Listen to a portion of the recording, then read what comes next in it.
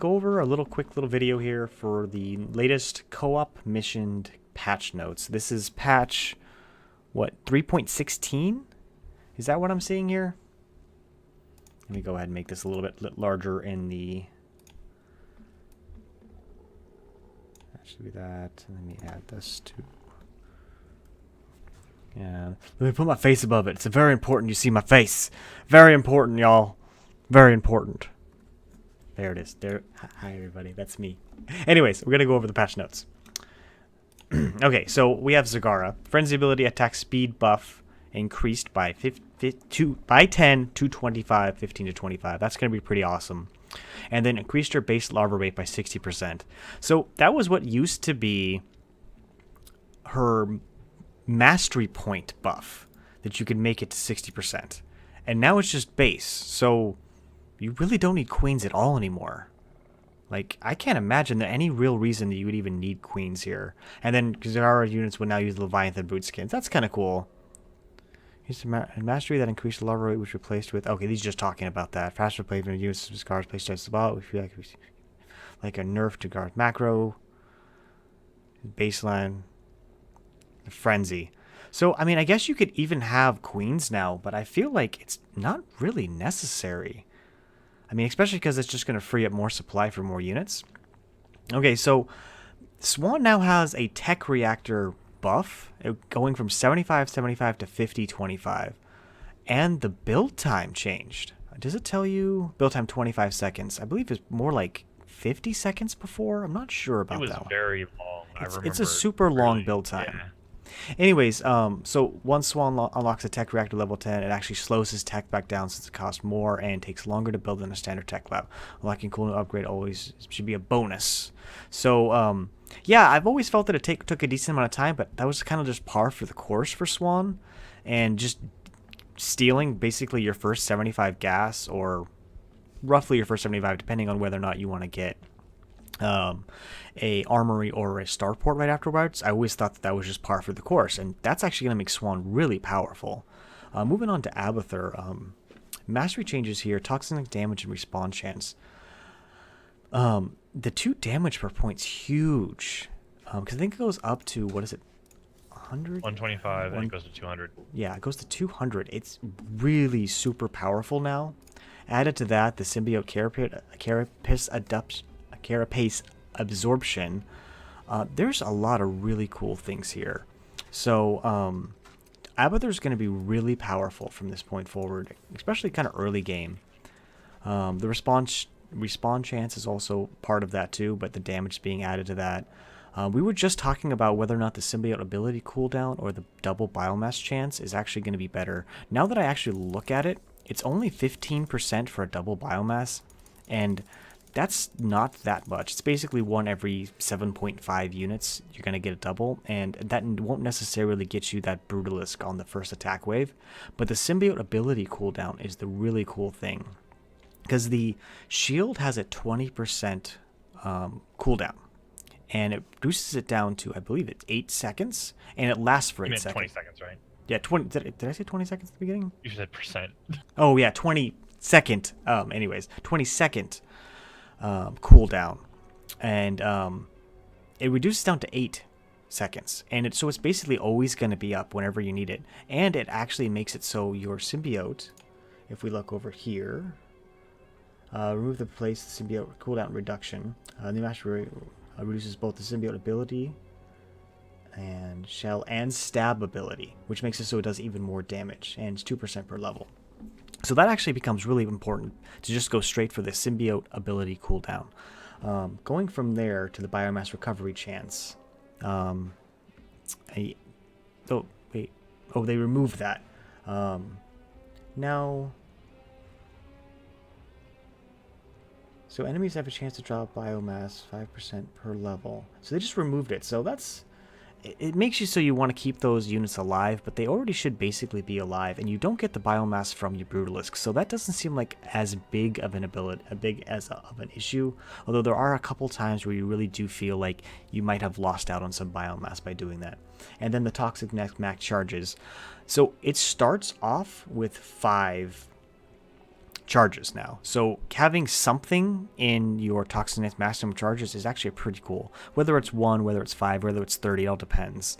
It also reduces the cooldown, but I still feel that structure morph and evolution rate is powerful. So each individual person needs to decide exactly how much structure morph and evolution rate they want versus the toxic maximum charges and cooldown. It is worth mentioning the your evolution rate and building structure, how fast they build, also works on the nests.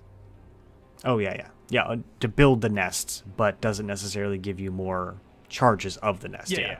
But building them in 8 seconds versus 15 seconds can sometimes be really crucial. Yeah, exactly. So we also have here going done with the mastery point changes. Increase the max charges to 3 on meta. Used to be 2. The symbiote stab range went from, was it 5 or something to 7 now, and now it actually shows the damage and absorbs values. That's really cool. Increased ground damage to 30 for your Brutalisks, so that's pretty good. Toxic Nest now starts 25. At 5. Yeah, Toxic Nest now starts at 5. If killed...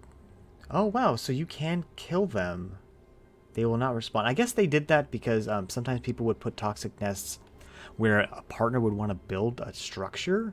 Usually the X-Pack. Yeah, so that is, it's kind of nice. I mean, because it would suck to have to sit there over and over again and try to kill the same nest, right? Because it keeps coming back. Anyways, they also added a hydrotic bile? Hydrotic? How do you say that? Bile. You said it right the first time. Hydrotic bile on the roach warren that increases roach damage versus light units. I think that might be good, although I'd have to see how quickly you could get it. Honestly, I don't make too many roaches anyways. But the problem is it costs 150 gas. I think their claim that it helps the early game is bullshit. Yeah, I don't know about that. I mean, yeah, it might help with some Zerglings, but you're still going to get surrounded, so it's not going to do very much to it. Do we know how... And Brutalist would cleave them all in one swipe anyway, because it does 30 damage per swipe, 2 swipes per attack. It's ridiculous. It's not... Okay, so I'm going to talk about the dev comments. The previous changes made to Abathur is pushing him in the right direction, but there were a few areas we thought needed some more work. We worked some of his masteries in order to make his choices more interesting. We also buffed some other areas based on feedback. For example, buffing Mend on his monstrosities, starting with more Toxic Nest, and adding a new Roach upgrade should help with his early and mid game. Maybe they're talking about the Roach upgrade helping the mid game? Because I don't think the Roach thing helps the early game. I think the Brutalisk stuff, I think the Symbiote stuff, I think the Mend, and I think the Biomass. I just look at what we helps fight all the time, and I'm sitting here going like, light damage is only going to help us on the 2 zombie maps. You know, yeah, no, for sure. I mean, what about Marines? Your Brutalist is going to wait in. No, I totally get all that. I'm just saying, like, it might help your mid game. It's not going to help your late game because you're going to have all Brutalisk. And I have to say, there's probably a lot of people out there that don't actually micro their first 3 roaches to turn them into Brutalisk right away. True. Maybe so they're seeing data in there. If you're seeing that a lot of people aren't actually making your 3 roaches into Brutalisk right away, that's going to help you your mid game because all of a sudden your roaches aren't dying to Marines super fast or aren't dying to Zerglings because they're not getting surrounded. They have enough things to kind of keep them alive, but they're not actually killing things fast enough to reduce the DPS. So I could see the average person actually being helpful with that. Me personally, I think a lot of Abathur players that are really good or that really understand Abathur well know that roaches are useful, they have their place, but you really shouldn't make very many of them. Unless you're like completely just have way too many minerals and you don't have anything else you want to put it into. But again, roaches have their place, but it's not as big as they would be mid to late game. So I have a feeling that's why this hydrotic bile is important to players, although I do feel like there might be other things that could help out a lot more. Anyways, I think that's pretty much it for...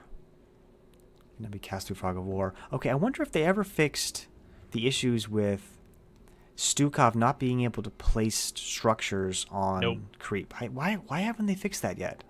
I was trying to place, like uproot the civilian compound and move it early, where the creep already is, and still. States can only attack ground units. Zella and High Temple Marls portraits and icons of Virgil now correctly have their neural cords removed. Important. Fixed bugs in which enemy units would not react by being attacked by solar cannon. Solar fair. React. Oh, you can stasis nukes now. Oh, thank God. For orbital stasis will now interrupt enemy ghosts from using tact. Oh, that's cool. Fix an issue where units that are under the snare effect from slain elementals while they are being recalled are unable to be freed once recall completes. Where the under the are unable to be freed. So they fixed an issue where units under the snare effect of the slain elementals while they are being recalled are unable to... So I guess they fixed the issue after the recall, so they do get... Okay. Yeah, I've never tried to recall units, but apparently if you recalled them while they were cocooned... Okay, it's just, they kind of worded that a little bit. Yeah, the lights on the base of the Nexus will flash with warping in a probe. Okay, that's kind of nice, I guess. Maybe all the other Nexuses do it already. Okay, cool. Veil of Shadows works now under the Phoenix Cloaking. Dark Tendril models and portraits now consist between double scythe and single bladed versions. Okay, that's weird. I don't know why they wouldn't keep it the way it was. And she's okay. Who cares about that? Fixed issue with the Griffin airstrike could be used at no cost. Okay. Savolo Lance could be fixed at no cost. Okay. They fixed Carax. They did not fix Zagara. They did not fix Zagara. Shows 2D portrait. Brilliant problem. Still Casanovas SUV no longer be able to build structures while carrying. Wasn't that always the case, or was it Nova? Apparently, you can build structures with those SUVs. But not any other SUVs. That's weird. Correct. Not Rainers, not Swanns. They usually units would become stuck in certain areas after being teleported. Okay, sure. Fixed a cliff where units were able to climb onto the terrain. Or clip onto the terrain. Okay.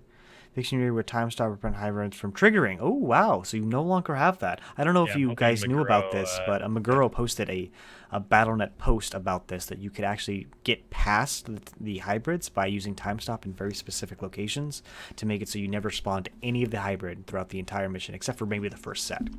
Anyways, that's pretty much going to be it for this one. Thanks so much for watching. I'll go ahead and start actually doing some board game stuff, but thanks so much, okay?